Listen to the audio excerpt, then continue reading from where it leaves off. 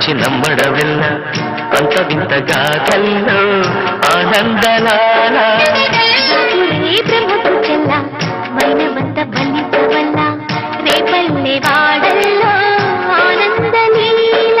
అయిన వాడే అందరికీ అయినా అందదు ఎవ్వరికి అయిన వాడే అందరికీ అయినా అందదు ఎవ్వరికి బాలుడా గోపాలుడా లోకాల పాలుడా